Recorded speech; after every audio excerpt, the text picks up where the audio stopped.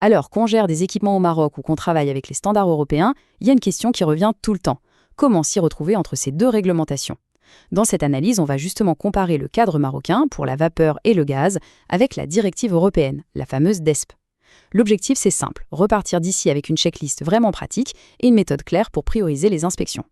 Bon, allons droit au but. Est-ce qu'on parle juste d'une petite différence de paperasse entre ces deux systèmes ou est-ce que ça change vraiment la façon de gérer les équipements au quotidien, sur le terrain? La réponse, elle est très claire, oui, ça change absolument tout. Et c'est justement pour ça qu'il est crucial de bien comprendre la logique de chacun. Voici la différence fondamentale, celle qui explique tout le reste. En Europe, la directive DSP se concentre sur la conformité du produit avant même qu'il ne soit vendu. C'est la responsabilité du fabricant, point. Au Maroc, l'approche est différente. La réglementation se focalise sur la mise en service et surtout sur la surveillance pendant l'exploitation. C'est toute la vie de l'équipement qui est sous contrôle. Ok, premier point clé, le périmètre. Quels équipements sont concernés exactement? Et surtout, quelle est la logique qui se cache derrière chaque réglementation? Côté Europe, c'est assez direct. La directive DSP s'applique dès que la pression dépasse 0,5 bar. Simple. Le niveau de danger, lui, est classé selon le type de fluide et l'énergie qu'il contient. Au Maroc, la philosophie est autre. La loi fait une distinction nette entre les équipements à vapeur et ceux à gaz. Et chacun a ses propres règles, sa propre logique de surveillance, qui est gérée par des organismes agréés. Ce chiffre-là, il faut le retenir. 0,5 bar. C'est la porte d'entrée de toute la directive européenne.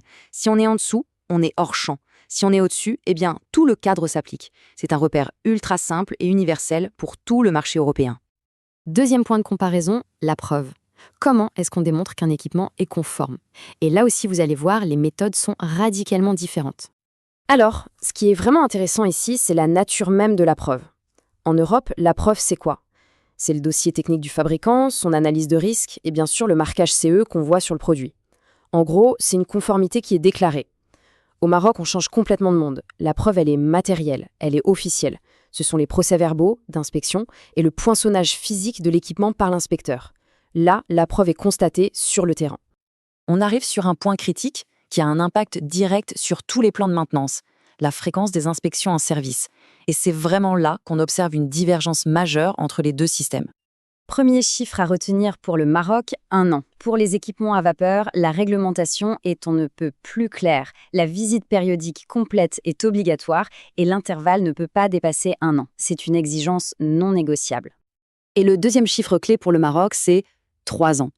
Ça concerne les appareils à pression de gaz, qu'ils soient fixes ou semi-fixes. La vérification intérieure et extérieure doit avoir lieu au minimum tous les 3 ans. Là encore, c'est une fréquence qui est imposée par la loi. Bon, maintenant, on va rendre tout ça très concret. Voici une checklist pratique qui suit le cycle de vie de l'équipement, depuis le moment où on choisit jusqu'à sa fin de vie. D'abord, ce qui se passe avant même la mise en service. Étape A, avant l'achat, on identifie la bonne réglementation et on exige les bons documents, que ce soit la déclaration de conformité CE ou les fameux PV d'épreuve.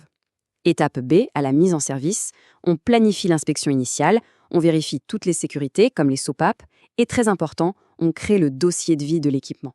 Ensuite, pendant toute la durée de l'exploitation. Étape C, on respecte scrupuleusement les fréquences minimales d'inspection et on trace absolument tout. Chaque constat, chaque action corrective, tout doit être documenté. Et l'étape D, en cas de modification, il faut bien comprendre qu'une réparation importante, ce n'est pas anodin.